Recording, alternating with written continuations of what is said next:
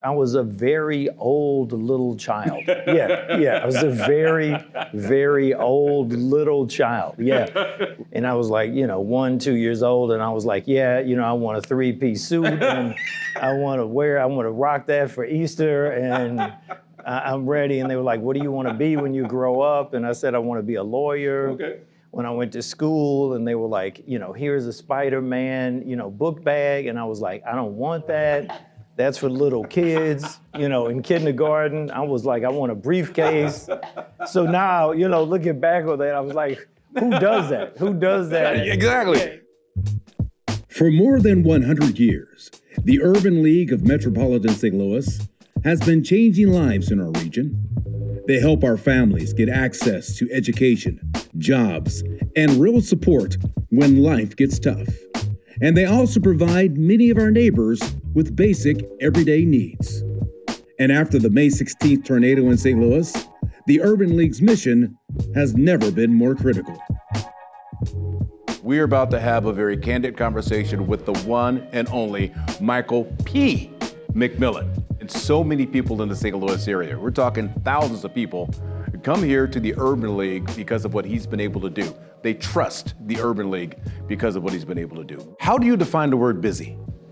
That is an interesting, I would say, question, because a lot of times I hear people say, well, I'm so busy, and I would say here, we seem to always be busy, but then there are levels of that. And I would say during the 6 months post-tornado, busyness took on yet again another huge magnitude of at least 6 days a week of the team working nonstop, trying to not only rebuild ourselves, but more importantly, rebuild for the community, right? Because they were more impacted than us. And so once again, I have to give them a huge amount of credit for reaching deep down within ourselves and doing more than I've seen them do really since COVID, while they were simultaneously negatively impacted themselves and their own offices destroyed and, no elevator, no air condition,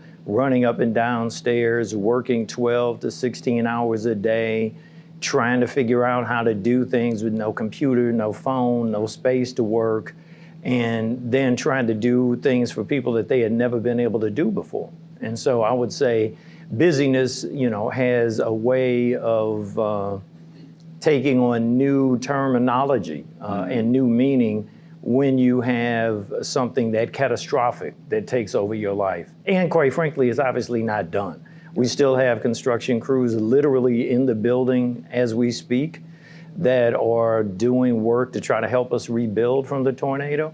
And we still have work that we're doing helping people in their homes as they try to rebuild. And busy means that you have to be hands-on too, though. Oh, yeah. You just can't be the guy directing people. Yes. You need to be out there and out front. What motivates you to be out there and be out front?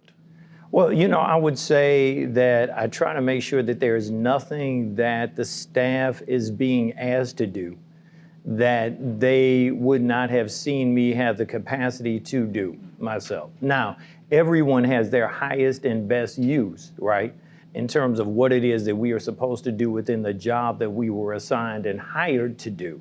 So there's always that, but what are we willing to do in order to be a part of a team in order to get the job done? And so that's why I think visibility and trying to make sure that we get the job done no matter what it is, and that people are always, willing and able to see leadership involved in every single facet of the job is very important.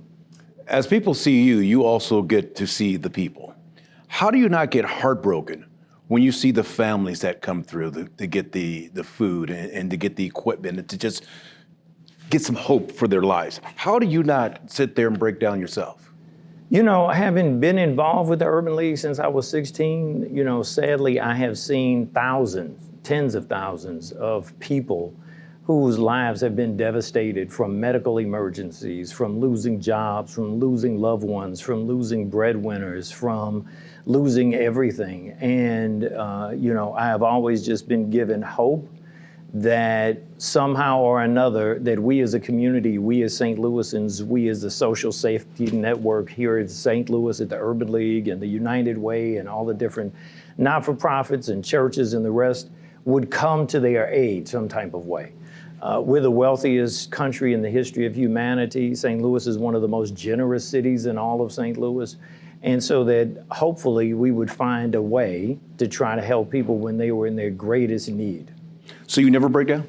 No, not yet. I mean, not necessarily in front of people, but do you ever have those moments where you just feel like the weight of the world is on you because the world is coming to you to lift us all back up?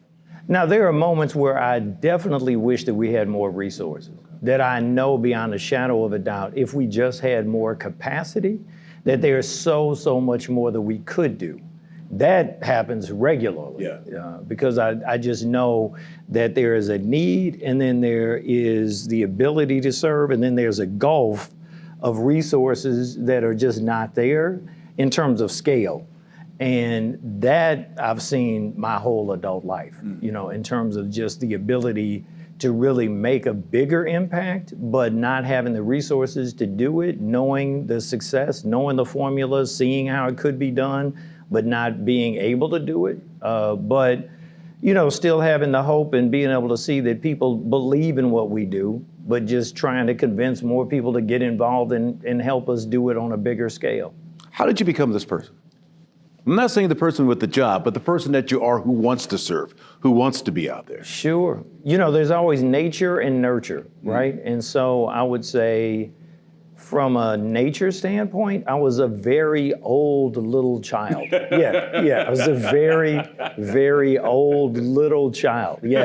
When I look back on it and my mother tells me the stories and, you know, my teachers tell me the stories and I was like, you know, 1, 2 years old, and I was like, yeah, you know, I want a 3-piece suit, and I want to rock that for Easter, and I'm ready. And they were like, what do you want to be when you grow up? And I said, I want to be a lawyer. Okay. Because I saw lawyers like trying these cases on TV, and they were like fighting the system of injustice, and they were helping people to like get their lives on track. And when I went to school and they were like, you know, here's a Spider-Man, you know, book bag. And I was like, I don't want that. That's for little kids. You know, in kindergarten, I was like, I want a briefcase. So now, you know, looking back on that, I was like, who does that? Who does that? Exactly. Yeah, in kindergarten, who tells their mother they don't want a Spider-Man, they want a briefcase? Yeah. And so my grandmother, may she rest in peace, my grandmother was like, I'll get that baby a briefcase, and he's gonna have his briefcase. And so, I was a very old little child, and it just kept going all this time. Yeah. So as a little kid, did you ever have little kid times? Were you ever the guy that played in the sandbox and all that stuff? Yeah, no, I did all that. Yeah, okay. I did all that. With a briefcase, though? Not with the briefcase, not playing with the briefcase. Yeah, I did that. I was the one that was playing all the way till the street lights came on, and then hustling to get in the house as soon as the lights came on so I wouldn't get in trouble and all of that. I remember those days. Oh, yeah. Yeah. Did you ever get in trouble? You know, luckily, I got to be honest, luckily I was, you know, a good kid. Really? Again, when I saw other people get in some serious trouble, that was all I needed to see. Whether it was at St. Roch grade school with the nuns, and whether it was at home or some of my cousins and other people that I saw get in a lot of trouble, I was like, okay, that's all I need to see. Yeah, if that's what happens when you do that. No. Yeah, no chewing gum for me. I see what happens with Sister Leo Ann sees you chewing this gum over here. I won't be doing that. The ruler in the back of the hand. Yes. When you look at the family systems now, you look at the kids who are coming up and the trouble that we see around St. Louis, does some of that go back to the fact that there's not enough eyes watching the kids? There's not enough people who are stepping out of their own families to say, hey, don't do that, don't do this. Because you relied on not just your family to keep you up and up, but the surrounding neighborhood as well. Oh, sure. Yeah, and I firmly believe that we are missing certain elements that we had years ago when we were growing up. You know, and I joke here at the Urban League all the time, and they say, well, what's the number one thing that you wish that you had? And I said, well, I wish I had nuns here, because I wish that you had that level of discipline, and that level of commitment, that level of infusion, because I did not know what a substitute teacher was from kindergarten through 8th grade. Wow. I never saw a substitute teacher. They were there every single day, and they had a commitment to excellence, and they were always present. They were disciplined, they were focused, and they instilled that in us. And that's the kind of commitment, discipline, focus, and leadership that I long for here in our staff, in our leadership, in our board, in our top management, et cetera. So, I think as you look at today's school system and the Catholic school system, and even the public school system, and the difference that is in today's society versus back then, that really wasn't that long ago, I think we are missing something by not having that. Okay. Like a lot of people say we miss a lot of big mamas. Oh, God. A lot of people don't answer to big mama anymore like we used to back when we were a lot younger. As you are around the youth now, what is your advice to them? What do you say to them that you hope resonates and gets them to where they need to be in life? I would say many things. And we have a youth center, and we have youth programs and mentoring programs. And, as I talk to them to try to figure out what are they interested in and what do they want to do in life, I tell them all the time, there's no quick fix. There's no silver bullet. There is no easy path to the things that they want to do. I always try to have them to focus on what is the end goal that they want. So if they want to be a CEO, or they want to be a millionaire, or they want to be a successful whatever it is, start with that in mind, and then envision the work that it's going to take to get you from here to there. And know that it's going to be a lot of long evenings and weekends and very, very boring, mundane, difficult things that you don't want to do. They're going to be very tedious things that are going to be monotonous, because no one builds a major company or gets to a position in media or not-for-profit or business or government or whatever by just only glamorous, sophisticated, magnificent things. There are a ton of boring things that you wish you never had to do in life. And that hard work, that dedication, that grit, that focus, that tenacity, that ability to get back up when you've been knocked down and just keep going and stay focused on the dream and what it is that you want to achieve, that's what you have to do. And that no matter what it is that is your ultimate goal, make sure that you bring some people with you. Don't just make it all about yourself. No person has a school, a street, a building, a city, anything named after them about what they just did for themselves. No one, President Lincoln, President Kennedy, any number of leaders across this country, Dr. King, as we sit here and you have Martin Luther King Boulevard right outside this building, Dr. King did not have a street named after him across this country based on what he did for himself. It was for what he did for this country, what he did for Black America, that actually gave the sacrifice for people to be able to see this man was worthy based on the leadership that he exhibited and what he gave and how he sacrificed, that we should honor him in such a way. Have you ever thought about giving pregame speeches in locker rooms? Because what you just said would have people running through walls. What you just said would have people just motivated and pumped up to do a lot of things. Did you ever think about, I'd be a pretty good motivational speaker. I can get people riled up and get them going. Do you ever look at things that way? How do when you see an audience and you go, how do I get this audience fired up for the cause? Well, when we have urban league team meetings, Okay. So when we talk about what we're trying to do for the future, what we're trying to plan, how we're trying to lead to go forward, because, there is a 107-year magnificent history of this organization, but there is never, ever a moment where I think that anything is guaranteed.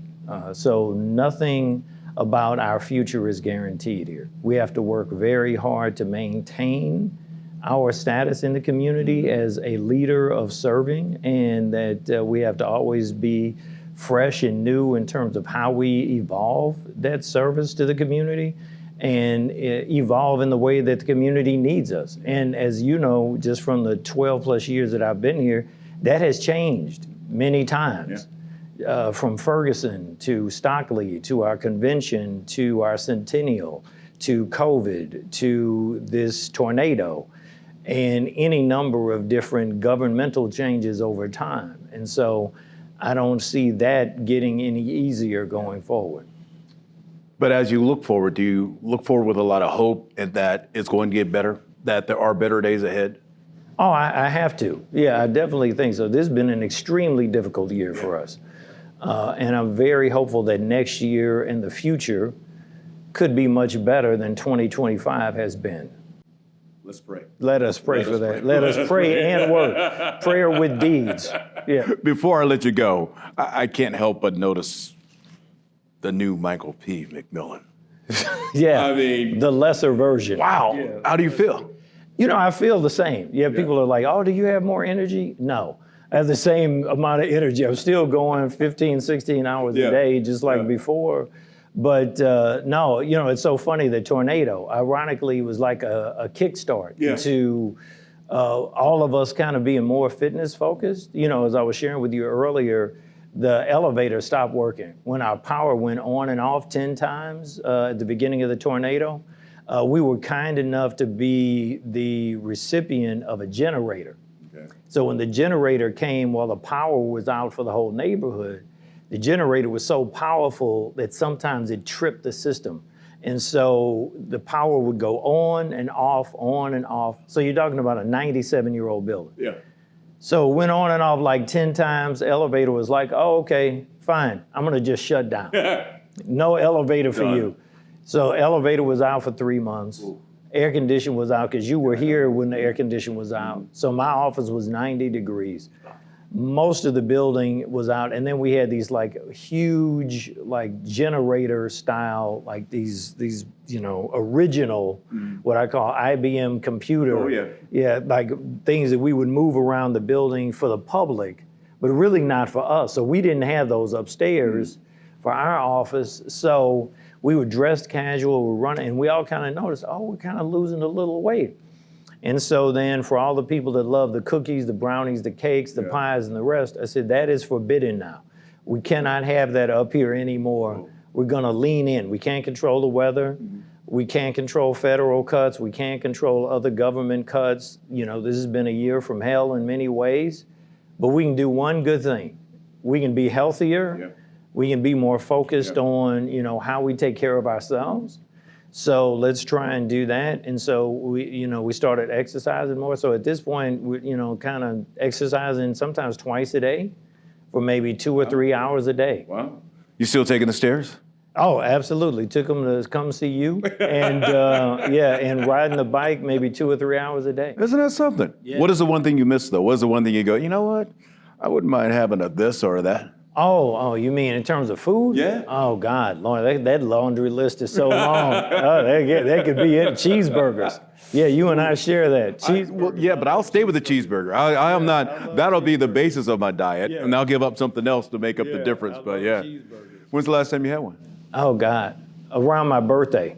Did you have to actually stop, pause, and think? Oh, no, I definitely went a little crazy around my birthday. Really? So in July, I gave myself a 10-day window. So between May and now, that was my only time of kind of losing it. Yeah. And how much did you lose or gain? I don't know, but I definitely ate what I wanted to in that 10-day period. Okay. Yeah. Where's all the old suits? I kept them just in case something may break out. Really, just in case. Yeah. I know that feeling. Yeah. Half the closet is for winter, half the closet's for summer. Just in case. We messed up. Yeah, I was like, I'm not this. I'm confident, but not that confident. I'm keeping everything. Yeah. I just got one more to ask you, and this goes back to one of the first conversations we ever had. You were with the Board of Aldermen, and you left the Board of Aldermen. And I believe what I remember the conversation being was that you felt like to get things done, you basically had to be boots on the ground. Is that the right story?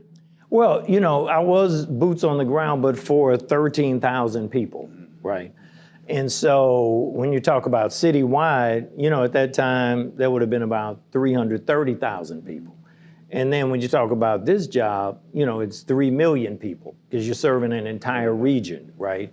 And when you talk about the National Urban League and the scope of almost 100 urban leagues across the country, and the role that we have as we are blessed to be the largest and top rated urban league in the country, it gives us the ability to interact with the National Urban League in New York, other affiliates from across the country, and to have influence and conversation and dialogue with places all over America. So it's a whole different dynamic, and it's literally a tailor-made, perfect place for me to be able to do everything that I want to do to make a positive impact without any of the negativity that comes along with government at times. Be a man of action. Yes. Okay. Love it. Yeah. It's good to see you, my friend. It's nice to be seen. Yes. Yes, it is. Yes, it is.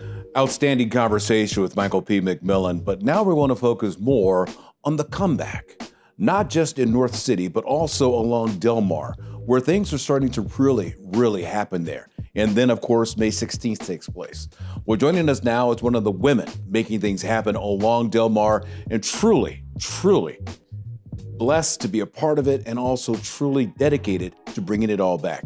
Joining us now is Dallas Holland, and thank you so much for being here. I would give all of your credentials, but I thought I'd let you do that for me. Okay, so I am Dallas Holland-Mims. I'm owner of the Beyond brand.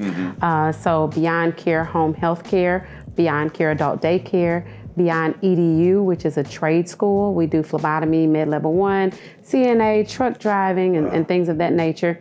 Beyond Care Home Services, Beyond Diagnostics, which is a drug testing facility, Beyond Care Resource Center, which is my nonprofit organization that helps single moms, and last but not least, the most popular Beyond Sweet Kitchen and Bar. You got a lot going on. A lot going on. Why did you choose Beyond as your brand? Holland-Mims. I think because, any and everything that I do, I want to go further. So that's Beyond. You just keep going. Beyond doesn't stop. When you look at Del Mar and where you guys had taken it prior to May 16th, did you feel at the time that this is coming to fruition, that what our vision is really going to take place? Oh gosh, it was happening. Yeah. I mean, from the street fairs that we'd already had and watching the new restaurants come in, I think we were slated to have maybe 8 to 10 restaurants just within Union and Kings Highway. And in those 3 blocks, we were looking to have quite a few restaurants, and the diversity in the restaurants, the type of restaurants, the street fairs, we were ready to take over the city. Wow. And what was that going to do for the community, for the neighborhoods that are right there along Del Mar? It was going to bring, first off, jobs. It was going to bring excitement, and it was just bringing up a neighborhood that was once, thrown away. Yeah. And then May 16th happens. And then May 16th happened. The devastation was what? Terrible, horrible, heartbreaking, heart-wrenching. It was undescribable. For me, myself, I won't talk about me. I'll talk about my neighbors and the neighboring streets who lost their homes. That first and foremost was devastating to witness these people who have patronized me lose their homes. But on the business end, I was at a meeting in Frontenac and getting a call saying that the restaurant had been devastated and customers were, upset, crying. The staff was, staff you have was a huge devastated. responsibility when you think about it. Yeah, you're a business owner. Yes. But people now rely on you as that business owner for their way of life. Yeah. What type of disappointment was that for you? Oh, it was again heartbreaking. Yeah. So we got a fully running restaurant on a Friday. Friday is a great day. Later that day, we were going to have a great band. We were Open Table's #1 restaurant for 2024. So we were always packed. Reservations were always filled. So this was going to be a typical busy day for Beyond Sweet. So I get a call and I try to make it to the restaurant. Unfortunately, I couldn't because of traffic. So my son and I, we literally got out the car and walked from Barnes Hospital to the restaurant. And just approaching the devastation alone, or, people driving past, it was unbelievable. Yeah. And then less than 5 minutes later to get another phone call that my other 4 businesses, which were a block and a half up, were also devastated. So I just remodeled my school, Beyond EDU, the trade school. And literally Thursday, the day before, was the first date that I was able to sit at my desk and take a deep breath and look at, everything that had been rebuilt. Yeah. So for the school, I lost the home health care, I lost the adult daycare, the restaurant Beyond Sweet Kitchen and Bar, and the event center Suite at Beyond Sweet. Well, that was May 16th. That was amazing. Here we are now in the month of December of 2025. Hope is different now. Hope is different. How's it different for you? Again, having to realize in that moment that I just lost the brick and mortars and not the business was, I couldn't comprehend that. It was like the businesses are gone, So I think I went home and I laid down, and I probably laid in bed for about a week. I probably cried that first week. The second week I got up, I stood up, and I have people that depend on me. I have kids, and I have employees that depend on me that are asking what's next. Yeah. So I had to get up, and that's exactly what I did. So what's next? So what's next is what's now. Currently, I am located in Midtown. So Midtown, we have Beyond Holdings, which is my corporate office for all of my businesses. So I was able to house the home health care, the school Beyond EDU with multiple classrooms, Beyond Diagnostics, also able to allow other persons who are entrepreneurs or aspiring entrepreneurs to lease an office in the building or incubator space. Okay. So in addition to that, because I am such a give back type person, I have a desk for aspiring entrepreneurs. So they can come in, grab a desk for free for a couple of months, use the facilities, printing, internet, conference rooms, and things of that nature just to get their business started. You know what it's like to start from scratch. Oh my gosh. You know how hard it is. Yes, I do. So now that you guys are no longer starting from scratch, so to speak, how do we get the Del Mar Maker District to become what you guys wanted it to be? Because now there is a setback. Now there is a rebuild. But not only that, there's also the awareness that business is still happening along that stretch. It's still happening, and I think people are are forgetting it because it's not as thriving as it once was. We were working hard to get to the place that we've gotten to.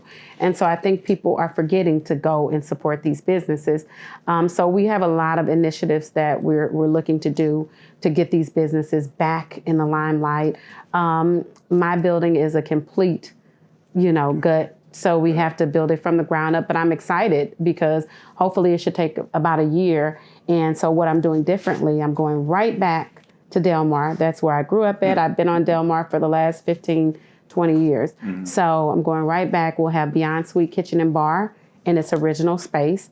We'll have Suite, which is the event space, a beautiful event space that I didn't really get to introduce to the community because of the tornado, but it was completely done. I'd had a few private parties, beautiful patio, just a great space.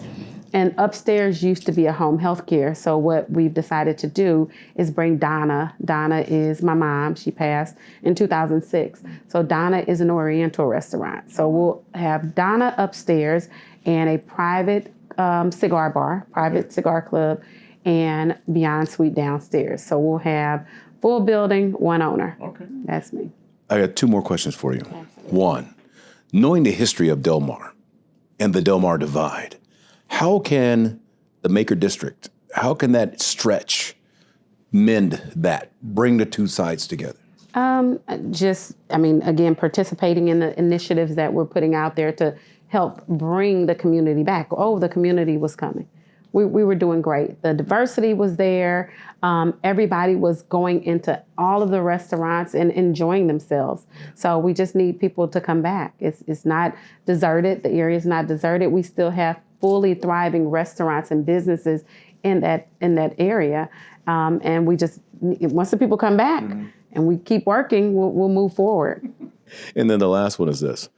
How did you become the person you are? Because there's probably a young girl out there that's watching thinking, I want to be where she is. How did you get there? Perseverance, prayer, a whole lot of prayer. And I think my biggest thing is never give up. Never give up. I am at 6 weeks old, I was trapped in a fire.